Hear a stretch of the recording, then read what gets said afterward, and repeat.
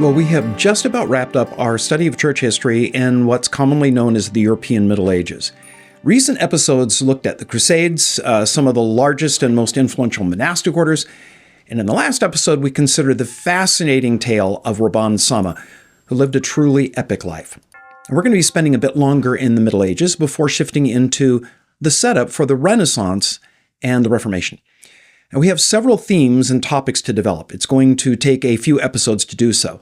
And the first that we're going to look at, because it ends up being a recurring problem, is what's called the Investiture Controversy. This was a theological and political dust-up that came about as a result of the fusion of church and state in feudal Europe. Church officials often had both religious and secular roles. Though they weren't part of the official nobility, they did hold positions in the ultra-strict social structure of the feudal system. Serfs didn't just work the lands of the nobility, many of them worked church lands and church holdings. Now, some bishops and abbots not only oversaw their ecclesiastical duties, they were secular rulers as well. So you can imagine how these clerics were torn in their loyalty between the Pope in far-off Rome and the much closer feudal duke or earl, count, baron, to say nothing of the emerging kings of Europe. As we've seen in earlier episodes, when the Roman Empire dissolved in the West, the role and responsibility of civil government often fell to church officials. Most people wanted them to step in. So when feudalism took hold, it wasn't a difficult transition for these religious leaders to be invested with the duties of secular rule. Because bishops, abbots, and other church officials had secular as well as spiritual authority, many of Europe's nobility began to take it upon themselves to appoint those bishops and abbots when vacancies occurred. It's not difficult to see why they'd want to, instead of waiting on Rome to make the selection. It might take months, even years, to appoint a new bishop. Meanwhile, there were important decisions to be made today. And while Rome would pick someone whose primary concern was, well, Rome, local rulers wanted someone running things amiable to their aims. Also, inheritance rules the way they were, with everything going to the firstborn son, a lucrative and influential career as a bishop, well, that was a plum job for all of those second and third sons.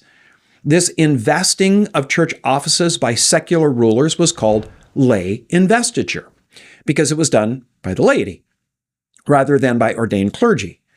And as you can imagine, it was not something the popes were real happy about. Though the details are different today, imagine you're a church member for 30 years. One day your pastor says that he's retiring, and you expect your denomination or maybe the elders of your church to pick the new pastor. So how surprised would you be to find out that the local mayor is going to pick your pastor? Oh, and by the way, if you squawk about it, well, the police will arrest you and toss you in jail till you learn to shut your yap and go along with the new arrangement. Well, welcome to lay investiture. While the Roman Church mostly opposed this investiture, because administrating the church all over Europe was a monumental task, for centuries the popes had begrudgingly allowed secular rulers to assist in the appointment of local church officials. Some of these appointments were wise, provided good and godly men to lead the church in their domain. But other times, nepotism and crass pragmatism saw, at the best inept, and at the worst, corrupt officials installed. Lay investiture became a controversy when popes decided to rein things in and required that church officials be appointed by the church itself. Secular rulers were no longer allowed to do so. But just because popes said no to lay investiture didn't mean secular rulers stopped doing it. And that's where the whole thing became a controversy. It came to a head in 1076 when Pope Gregory VII and the Holy Roman Emperor Henry IV came to a loggerhead over the Archbishop of Milan. Both men proposed different candidates, and both believed it was his right to appoint the office. Pope Gregory threatened excommunication if Emperor Henry refused to comply. Henry answered by calling a synod of German bishops at Worms in 1076. The synod deposed Pope Gregory.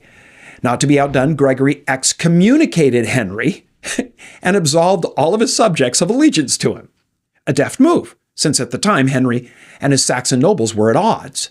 Those nobles demanded that Henry reconcile with Gregory within a year or forfeit his throne. Now, the emperor was forced to make peace with the pope in a famous meeting at Canossa. Henry demonstrated his contrition by walking around the castle barefoot for 3 days in the snow. The Pope reversed the excommunication and received the emperor back into the faith. And that's the end of the story. A happy one, right? Nah, not quite. Henry leveraged his return to favor into a campaign against the Pope. He marched on Rome and set up a new pope. Gregory died in exile. Still, Pope Gregory's position on investiture eventually prevailed. In 1099, Pope Urban II decreed that anyone who either gave or received lay investiture was excommunicated. Then in 1105, a moderate compromise was reached at Bec and ratified in the council at Westminster 2 years later. Holy Roman Emperor Henry IV was followed by Emperor Henry. Can you guess it?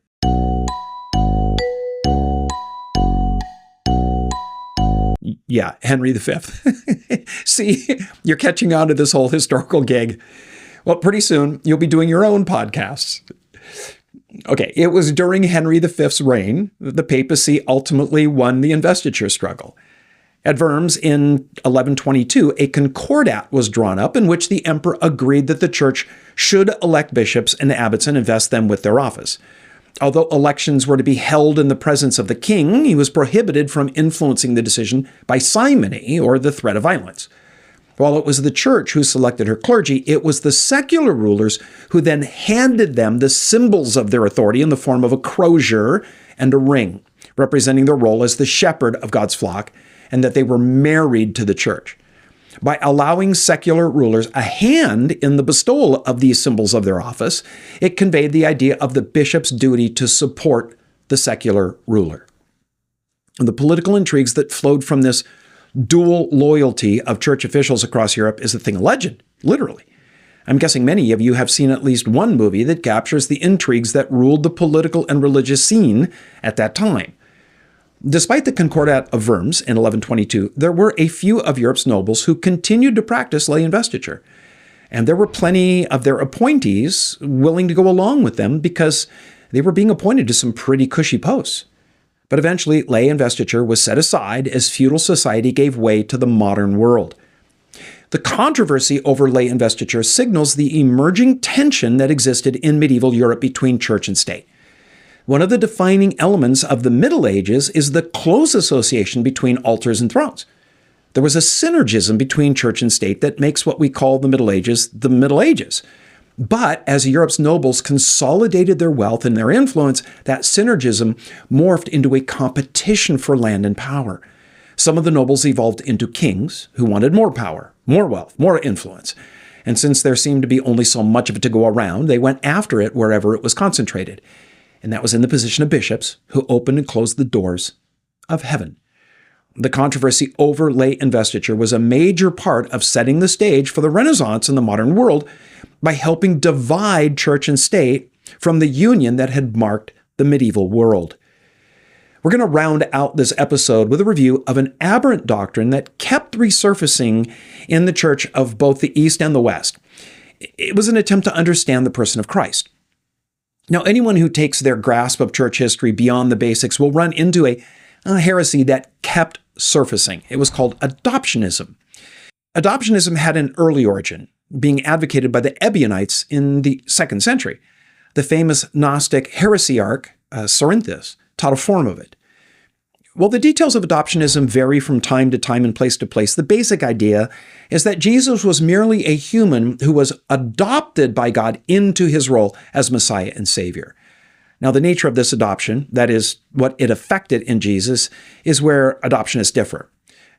That and when exactly God the Father adopted Jesus, the man, to become the Son of God.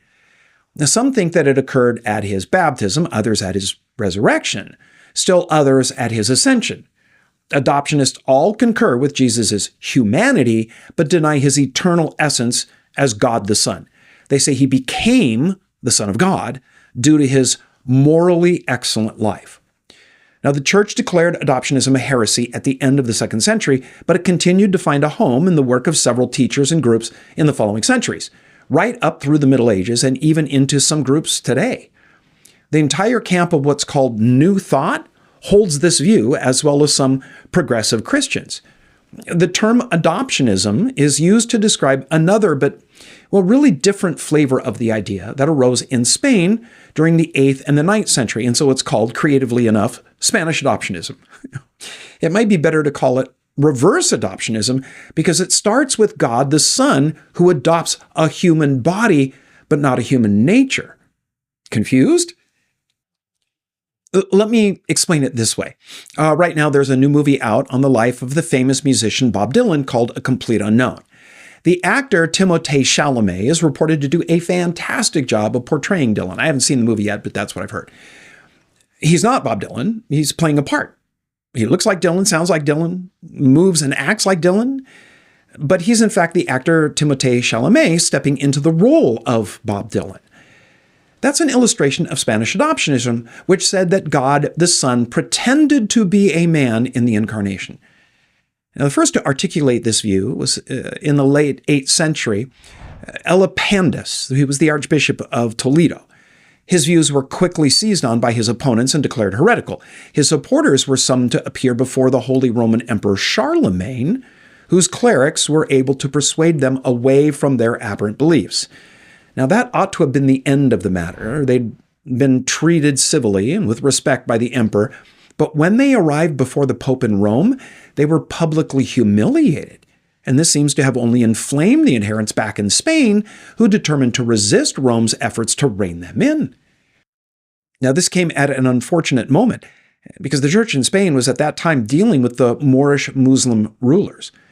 While adoptionism can rightly be labeled a heresy, especially its early manifestation, Spanish adoptionism, it's a trickier wicket.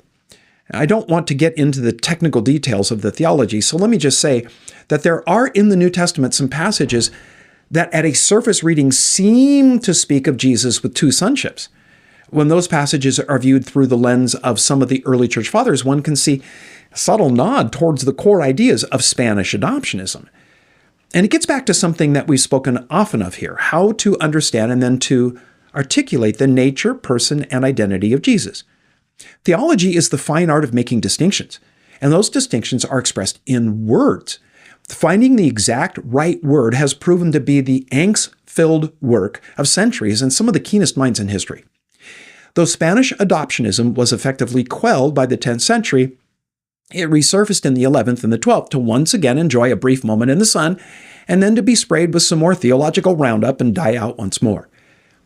It's the ancient classical adoptionism that's enjoyed a resurgence in modern times in the flavor of new thought that fueled liberal Christianity. In this brand of adoptionism, Jesus is a man who by his exemplary moral path becomes an enlightened agent for God's Spirit to work through. This liberal progressive Jesus isn't a savior so much as an example, a pathfinder who doesn't make a way for us to heaven so much as just show us the way there. Obviously not the historic position of the Orthodox Christian Church.